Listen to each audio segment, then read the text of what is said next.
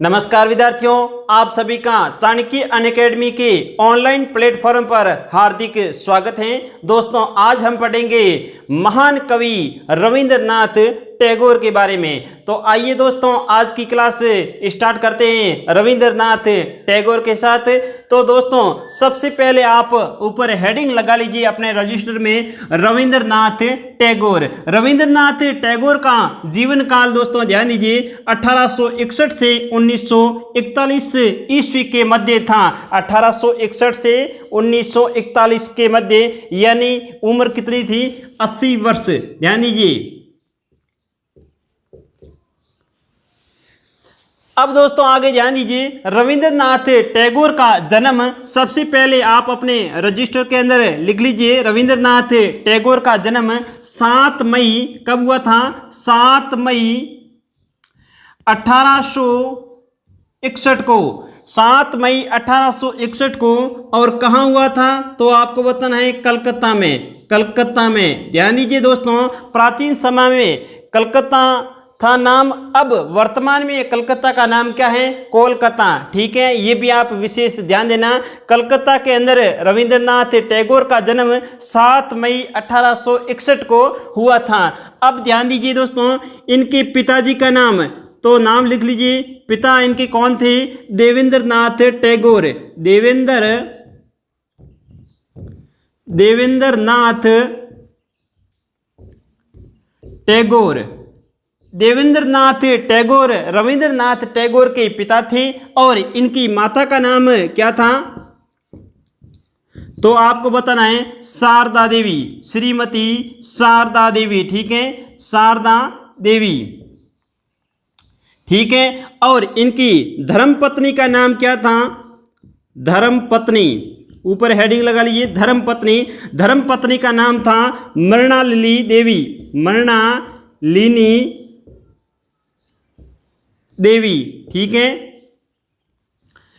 और इनकी यानी रविंद्रनाथ टैगोर की संतानें कितनी थी? तो ध्यान दीजिए दोस्तों, कुल संतानें तो 4 थी, परंतु 2 संतानें बाल्य अवस्था में ही उनका निधन हो गया था। तो ये भी आप इसमें लिख लीजिए, जिनमें से 2 का बाल्यावस्था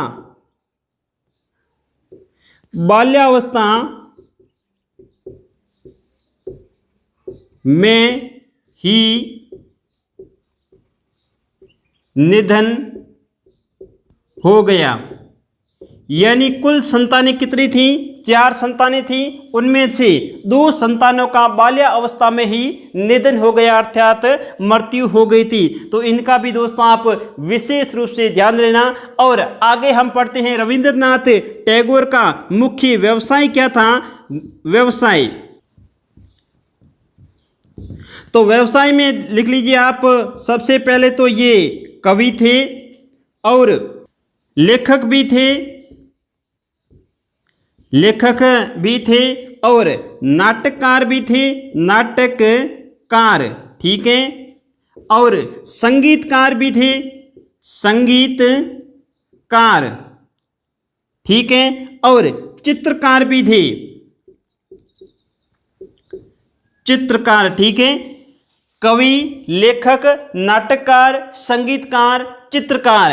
अब ध्यान दीजिए दोस्तों, रविंद्रनाथ टैगोर के अंदर इतनी कलाएं थी, यानी कवि भी थे, लेखक भी थे, नाटककार भी थे, संगीतकार भी थे, चित्रकार भी थे, यानी बहुमुखी प्रतिभा के धनी थे रविंद्रनाथ टैगोर। ये मेधावी व्यक्ति थे। तो आगे ध्यान दीजिए दोस्तों, इनकी मुख्य रचनाओं के बारे में हम पढ़ेंगे। रचनाएं, आप हेडिंग लगा लीजिए, रचनाएं। ये महत्वपूर्ण है रविंद्रनाथ टैगोर की रचनाएं। सबसे पहली रचना है दोस्तों गीतांजलि। क्या नाम है? गीतांजलि। गीतांजलि। ध्यान दीजिए दोस्तों, ये सबसे महत्वपूर्ण रचना है रविंद्रनाथ टैगोर की, गीतांजलि। गीतांजलि के कोष्टक में आप लिख लीजिए, इन ग्रंथ के ऊपर अर्थात इन रचना के ऊपर रविंद्रनाथ टैगोर को 1913 के अंदर एक पुरस्कार प्राप्त हुआ था, जिस पुरस्कार का नाम है नोबेल पुरस्कार। ठीक है, नोबेल पुरस्कार। अब ध्यान दीजिए दोस्तों, 1913 के अंदर गीतांजलि पर रविंद्रनाथ टैगोर को नोबेल पुरस्कार प्राप्त हुआ। ये एशिया के प्रथम व्यक्ति थे जिनको ये पुरस्कार अर्थात नोबेल पुरस्कार प्राप्त हुआ था। एशिया के प्रथम व्यक्ति, एशिया के प्रथम व्यक्ति रविंद्रनाथ टैगोर थे जिन्होंने नोबेल पुरस्कार को प्राप्त किया था। कब किया? 1913 में। यानी ये सन भी महत्वपूर्ण है, आप विशेष रूप से ध्यान देना। और किस कृति के अंदर अर्थात किस साहित्य रचना के अंदर, तो आपको बता रहे हैं गीतांजलि। गीतांजलि ये गीतों की एक रचना थी जिसका नाम है गीतांजलि, ठीक है। तो इन गीतांजलि पर रविंद्रनाथ टैगोर को नोबेल पुरस्कार प्राप्त हुआ। ये कई बार परीक्षाओं के अंदर प्रश्न पूछा जाता है, इसलिए आप विशेष रूप से दोस्तों ध्यान देना। अगली रचना है जन गण मन। जन गण मन, ठीक है। तो ये रचना भी महत्वपूर्ण है, जन गण मन, ठीक है। ये रचना आगे जाकर भारत का क्या बनी? राष्ट्रगान बनी। ये भी आप विशेष ध्यान देना। यह रचना भारत का या भारत की राष्ट्रगान बनी, ठीक है। ये रचना कौन सी? जन गण मन। ये रचना रविंद्रनाथ टैगोर की थी। ये रचना क्या बनी? भारत की राष्ट्रगान बनी। ये भी आप विशेष ध्यान देना। और अगली रचना है अमार सोनार बांग्ला, ठीक है। आप लिख लीजिए अमार सोनार बांग्ला, ठीक है। अमार सोनार बांग्ला, ये ध्यान दीजिए, ये बांग्लादेश की राष्ट्रगान बनी। ये भी आप विशेष ध्यान देना। तो लिख लीजिए ये रचना बांग्लादेश, कौन सा देश? बांग्लादेश, जो कि भारत का पड़ोसी देश है, बांग्लादेश की राष्ट्रगान बनी, ठीक है। यानी अमार सोनार बांग्ला, ये दो रचनाएं आप विशेष रूप से ध्यान देना, जन गण मन और अमार सोनार बांग्ला, ठीक है। ये तो भारत की राष्ट्रगान बनी रचना, और ये अमार सोनार बांग्ला ये किसका देश, किस देश का राष्ट्रगान बना? बांग्लादेश का, ठीक है। तो आप इसका भी विशेष ध्यान देना। तो ये महत्वपूर्ण है, आप अपनी नोटबुक के अंदर लिख लीजिए या एक बार स्क्रीनशॉट ले लीजिए। आगे ध्यान दीजिए दोस्तों, रविंद्रनाथ टैगोर को एक उपाधि मिली थी जिसका नाम था सर, ठीक है। सर की उपाधि किसने दी? तो आपको बताना है ब्रिटिश सम्राट जिसका नाम था जॉर्ज पंचम। ब्रिटिश सम्राट जॉर्ज पंचम, ठीक है। ब्रिटिश सम्राट जॉर्ज पंचम ने रविंद्रनाथ टैगोर को कौन सी उपाधि दी थी? सर की उपाधि। अब ध्यान दीजिए दोस्तों, आगे एक घटना हुई थी 1919 के अंदर, आपको याद होगा जलियांवाला बाग हत्याकांड। कौन सी घटना? जलियांवाला बाग हत्याकांड। यानी जलियांवाला बाग हत्याकांड हुआ था। इस घटना से क्षुब्ध होकर अर्थात दुखी होकर रविंद्रनाथ टैगोर ने ये सर की उपाधि क्या कर दी? अंग्रेजों को वापिस लौटा दी, वापिस लौटा दी, ठीक है।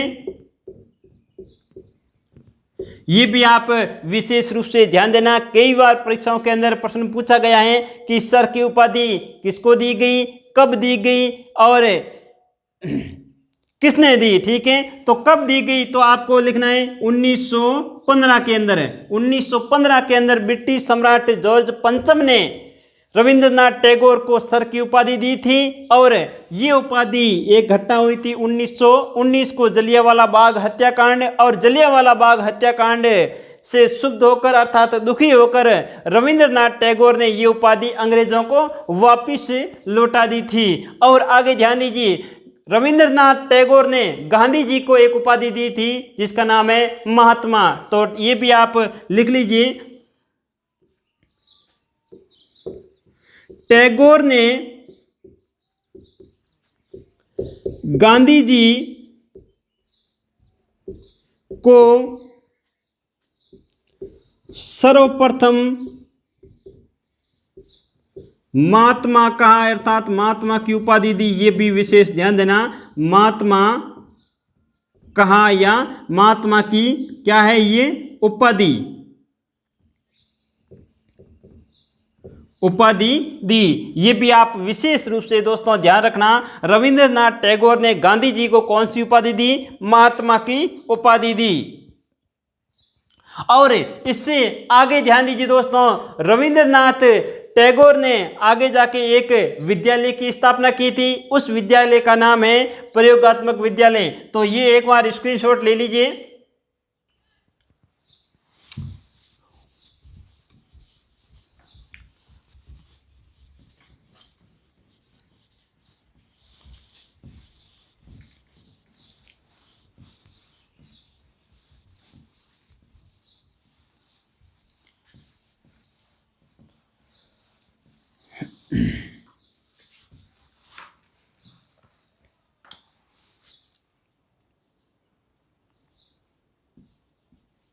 1909 में एक विद्यालय की स्थापना की थी जिसका नाम है प्रयोगात्मक विद्यालय। ठीक है, प्रयोगात्मक विद्यालय की स्थापना किसने की, तो आपको बताना है रविंद्रनाथ टैगोर ने। और कहाँ की, तो आपको बताना है, ये स्थान का नाम भी आप विशेष ध्यान देना, वीरभूमि। वीरभूमि जो कि कहाँ पड़ती है, पश्चिम बंगाल में। ठीक है, पश्चिम बंगाल। ठीक है, पश्चिम बंगाल के अंदर वीरभूमि जिला है। वीरभूमि जिले के अंदर प्रयोगात्मक विद्यालय की स्थापना रविंद्रनाथ टैगोर ने की। और कुछ समय बाद यही विद्यालय अर्थात प्रयोगात्मक विद्यालय किस नाम से जाना गया, शांति निकेतन। तो ये भी आप लिख लीजिए, शांति निकेतन, शांति निकेतन। ठीक है, शांति निकेतन के नाम से ये विद्यालय जाना गया। और इसके बाद ध्यान दीजिए, ये शांति निकेतन 1921 के बाद में विश्व भारती विश्वविद्यालय के नाम से जाना गया। विश्व भारती विश्वविद्यालय। ठीक है, ये भी आप विशेष रूप से दोस्तों ध्यान देना। यानी पहले इसका क्या नाम था, प्रयोगात्मक विद्यालय। और ये कहाँ पर स्थापित किया गया, वीरभूमि, पश्चिम बंगाल के अंदर। यानी वीरभूमि क्या है, जिले का नाम है, जो कि पश्चिम बंगाल राज्य के अंदर है, अवस्थित है। ये भी विशेष ध्यान देना। और प्रयोगात्मक विद्यालय को कुछ समय बाद किस नाम से जाना गया, शांति निकेतन। ठीक है, शांति निकेतन। और इनके बाद ध्यान देना, 1921 के बाद में शांति निकेतन का नाम क्या रख दिया, विश्व भारती विश्वविद्यालय। ठीक है, तो ये भी आप विशेष रूप से तथ्य ध्यान देना।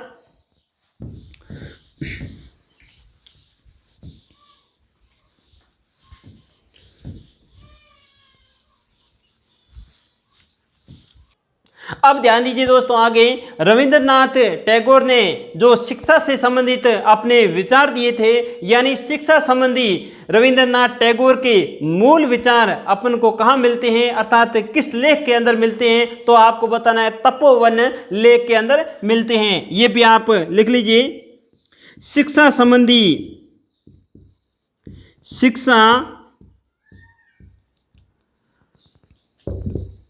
संबंधी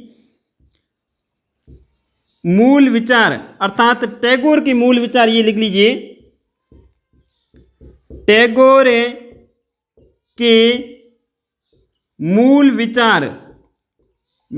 विचार कहाँ मिलते हैं, तो आपको बताना है उनके लेख तपोवन। कौन सा, तपोवन। ठीक है, तपोवन लेख के ये कब लिखा गया, 1909 में। 1909 में तपोवन लेख रविंद्रनाथ टैगोर के अंदर द्वारा लिखा गया, जिसके अंदर रविंद्रनाथ ने जो शिक्षा से संबंधित अपने मूल विचार प्रकट किए थे वे इस लेख के अंदर मिलते हैं, तपोवन लेख के अंदर। ये भी आप विशेष रूप से दोस्तों ध्यान देना। और इसके बाद में आप ध्यान दीजिए, रविंद्रनाथ टैगोर की मृत्यु हो जाती है। और रविंद्रनाथ टैगोर की मृत्यु कब होती है, तो आप यहाँ लिख लीजिए मृत्यु कब हुई, 7 अगस्त। कब हुई, 7 अगस्त 1941 को, 7 अगस्त 1941 को। और कहाँ हुई थी, तो आपको बताना है कलकत्ता के अंदर। कहाँ हुई, कलकत्ता में, ठीक है। कलकत्ता के अंदर रविंद्रनाथ टैगोर की मृत्यु 7 अगस्त 1941 को हो गई थी। तो आपको मेरे पूरा विश्वास है कि रविंद्रनाथ टैगोर के बारे में सामान्य जानकारी आज आपको पता लग गई है। तो आपको ये वीडियो बहुत ही अच्छा लगा होगा। अगर आपको ये वीडियो मेरा अच्छा लगा है तो दोस्तों के साथ ज़्यादा से ज़्यादा शेयर करिए, ताकि ज़रूरतमंद विद्यार्थी इस ऑनलाइन यानी निःशुल्क ऑनलाइन क्लास का फ़ायदा ले सकें। धन्यवाद दोस्तों। अब हम मिलेंगे अगले वीडियो में।